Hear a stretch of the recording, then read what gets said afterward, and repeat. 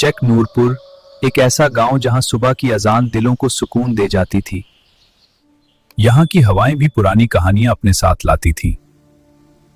गांव के बीचों बीच एक पुराना घर था, हाजी करीम बख्श का। ये दीवारें वक्त की नहीं, सच की गवाह थीं। एक ऐसा आदमी जिसकी ईमानदारी की शोहरत दूर दूर तक फैली हुई थी। हाजी साहब की उम्र 70 से ऊपर थी, मगर उनकी आंखों में अब भी वही जवानी की चमक थी जो सच्चाई से आती है। वो ना सिर्फ गांव के बुजुर्ग थे, बल्कि एक जिंदा उसूल भी। लोग उनके पास अमानतें रखने आते, झगड़ों के फैसले करवाने आते, हत्ता कि अदालत में गवाही के लिए भी उन्हीं की तरफ देखते। एक बार एक पड़ोसी ने उन्हें अपनी बकरी की अमानत दी थी, और जब वापस लेने आया तो हाजी साहब ने कहा, बेटा, ये अब तेरी नहीं, तेरे लिए हमने इसे पाला और इसका बच्चा भी दे रहे हैं। ऐसे थे वो, वादे के पक्के, जुबान के सच्चे और जिम्मेदारी के पाबंद। हाजी करीम बख्श के 3 बेटे थे, जो सबके सब उनकी राह पर चलते थे, मगर उनका सबसे छोटा पोता अहमद, जो अभी अभी जवानी की दहलीज पर कदम रख रहा था, एक अलग कहानी था।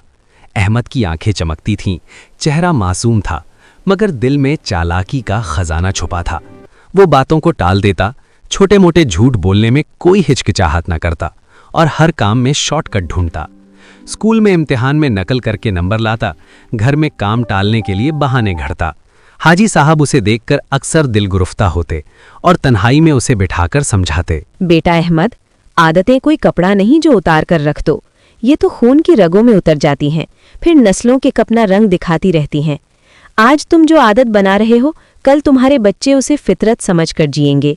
सच बोलना, वादा निभाना, जिम्मेदारी उठाना, ये सब मिरासें हैं जो मैं तुम्हें दे रहा हूँ। अहमद मुस्कुराकर सर हिलाता, मगर दिल में सोचता, दादाजी की बातें तो पुरानी किताबों की तरह हैं। आज का जमाना है चालाकी, होशियारी, जोड़ तोड़, सीधा चलने वाला पीछे रह जाता है। वो अपने दोस्तों के साथ बैठकर हंसता और कहता, दादाजी को क्या पता दुनिया कैसे चलती है। एक दिन गांव में सरकारी अफसरान आए। ऐलान किया गया, एक नई स्कीम के तहत गांव में प्राइमरी स्कूल बनेगा और ठेका उस खानदान को मिलेगा जिसकी ईमानदारी की शोहरत सबसे ज्यादा होगी। खानदानों को कागजात जमा कराने थे, शोहरत के सबूत, गवाहियां और माली तफसीलात। अहमद ने ये मौका देखा और सोचा, ये तो मेरी पहुंच में है। वो रात भर जागा, कागजात में मामूली रद्दोबदल किए, कुछ आदात बढ़ा दिए, 1-2 दस्तखतों की नकल उतारी और चंद झूठे गवाहों के नाम शामिल कर दिए। अगले दिन कागजात जमा कर दिए। अफसरान ने देखा, मुतासिर हुए और ठेका हाजी करीम बख्श के खानदान के नाम कर दिया। गांव में खुशी की लहर दौड़ गई। लोग अहमद की तारीफ करने लगे। हाजी साहब का पोता भी बाप दादा की तरह ईमानदार है। मगर ये खुशी आर्जी थी। स्कूल की तामीर शुरू हुई। अहमद ने जल्दी में काम करवाने के लिए कम मयार का सामान इस्तेमाल किया। चंद हफ्तों बाद एक तूफानी रात आई। तेज हवा चली, बारिश की बौछार पड़ी। सुबह उठे तो देखा स्कूल की एक दीवार गिर चुकी थी।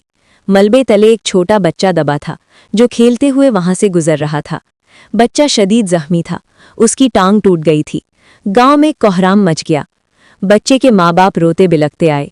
हुक्काम को खबर हुई, तहकीकात शुरू हुई, कागजात खंगाले गए, सामान की जांच हुई। सब कुछ सामने आ गया। अहमद का झूठ, रद्दोबदल और कमजोर तामीर। गांव वालों ने ताने दिए।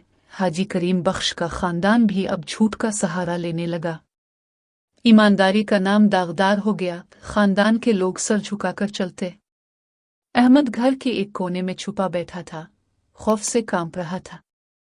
सबको लगा कि हाजी साहब अब कभी घर से बाहर न निकलेंगे। मगर अगली सुबह पंचायत की मीटिंग में हाजी करीम बख्श खुद हाजिर हुए। इनकी आवाज में लर्जिश थी, चेहरा जर्द था, मगर आंखों में वही पुरानी पुख्तगी। मेरे गांव वाल, गलती मेरे पोते अहमद की है। इसने झूठ बोला, धोखा दिया, मगर इस गलती का बोझ सिर्फ इसका नहीं, पूरे खानदान का है। हमारी ईमानदारी की शोहरत पर दाग लगा है, तो मुआफी भी हम मांगेंगे। नुकसान हम पूरा करेंगे, सजा भी हम कबूल करेंगे। उन्होंने अपनी आखिरी बाकी जमीन बेच दी, वही जमीन जो उनके बाप दादा की यादगार थी। पैसे से बच्चे का इलाज करवाया, स्कूल की मुरम्मत करवाई और गांव वालों को मुआवजा दिया। अहमद ये सब देखकर कोने में खड़ा रो रहा था। पहली बार उसे अपनी चालाकी पर शर्म आई। इसकी आंखों में कुछ टूटा, शायद वो अंदरूनी आईना जो अब तक झूठ से चमक रहा था। कुछ साल गुजरे।